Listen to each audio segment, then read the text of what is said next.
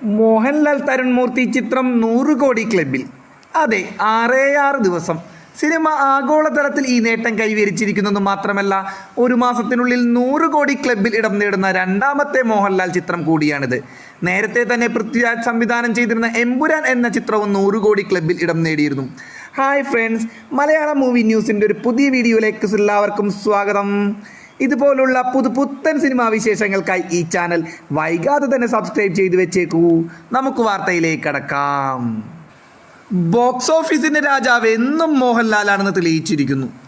തുടരും സിനിമ കൂടി 100 കോടി ക്ലബിൽ കയറിയതോടെ 4 100 കോടി സിനിമകൾ സ്വന്തമായുള്ള ഏക മലയാളം നായകനായി മാറിയിരിക്കുകയാണ് മോഹൻലാൽ.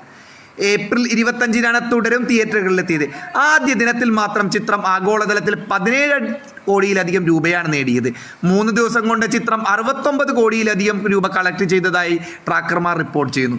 ഫാമിലി ഡ്രാമ സ്വഭാവത്തിൽ ഒരുങ്ങുന്ന തുടരും എന്ന സിനിമയിൽ ഒരു ടാക്സി ഡ്രൈവറുടെ വേഷത്തിലാണ് മോഹൻലാൽ എത്തുന്നത് എന്നത് ഒരു പ്രത്യേകതയാണ്. നടൻ്റെ മികച്ച പ്രകടനത്തിന് വളരെ വലിയ പ്രേക്ഷക പ്രതികരണമാണ് ലഭിക്കുന്നത്. ആക്ഷൻ രംഗങ്ങളിലെ മോഹൻലാലിൻ്റെ പ്രകടനത്തിന് തിയേറ്ററുകളിൽ വലിയ കയ്യടി തന്നെ കിട്ടുന്നതുണ്ട് എന്നാണ് നിരൂപകർ പറയുന്നത്. സിനിമയിലെ പ്രധാന വില്ലൻ കഥാപാത്രത്തെ അവതരിപ്പിച്ച പ്രകാശ് വർമ്മയുടെ പ്രകടനത്തിനും വലിയ സ്വീകാര്യത ലഭിക്കുന്നുണ്ട്. ബിനു പപ്പു, ഫർഹാൻ ഫാസിൽ, മണിയമ്പിള്ള രാജു, തോമസ് മാത്യു, ഇർഷാദ് തുടങ്ങിയവരും ചിത്രത്തിൽ മികച്ച വേഷം കൈകാര്യം ചെയ്തിരിക്കുന്നു. നിരവധി പുതുമുഖങ്ങളും ചിത്രത്തിലെത്തുന്നുണ്ട്.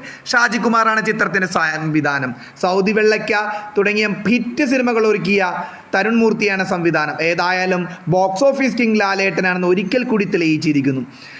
ഫ്രണ്ട്സ്, കഴിയുമെങ്കിൽ ചാനൽ ഒന്നുകൂടി സബ്സ്ക്രൈബ് ചെയ്തു പറഞ്ഞുകൊണ്ട് വീഡിയോ നിർത്തുന്നു. അടുത്ത വീഡിയോയിൽ കാണാം. എല്ലാവർക്കും ബൈ.